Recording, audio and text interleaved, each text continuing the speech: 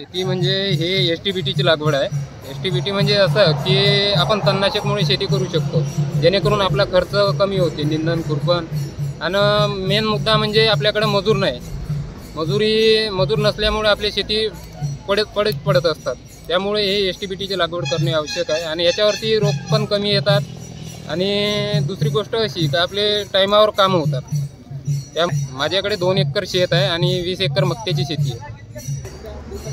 कमीत कमी 70% पकडा, आपल्या उत्पन्नाच्या 70% प्रॉफिटमध्ये आहे। काय नाव तुझं? गिरीधर ठमके।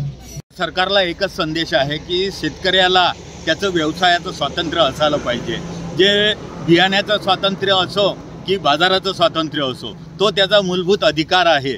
त्यामुळे बियाण्याच्या स्वातंत्र्यातून ही क्रांती तुम्हाला जे शेत दिसत आहे ही बियाण्याच्या स्वातंत्र्याची आहे।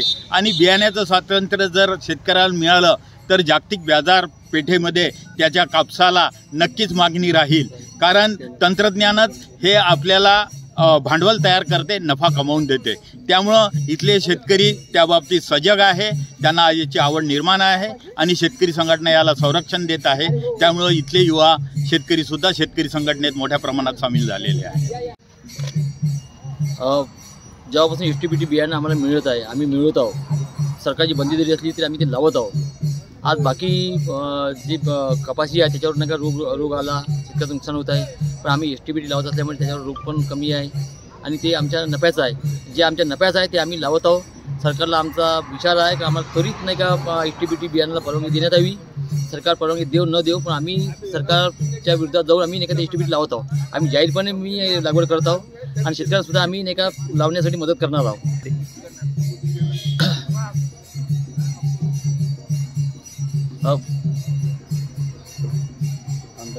एसटीबीटी बियाणं लावल्यामुळे आमचा जो निंदायचा खुरपणीचा खर्च आहे तो वाचतो, फवारणीचा पण खर्च वाचतो।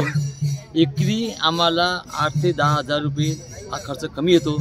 त्याच्यामुळे आमचं उत्पन्न वाढत आहे, खर्च कमी होत आहे। त्याच्यामुळे आमची शेती ही नफ्यात आहे।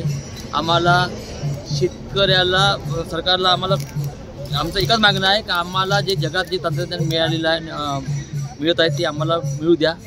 सरकार आमच्या तंत्रज्ञानाच्या आड येऊ नये। आम्ही सरकार आम्हाला द्यायला तयार नाही आहे, ते आम्ही सरकारपासून हिसकून घेण्याच्या तयारीत आहोत।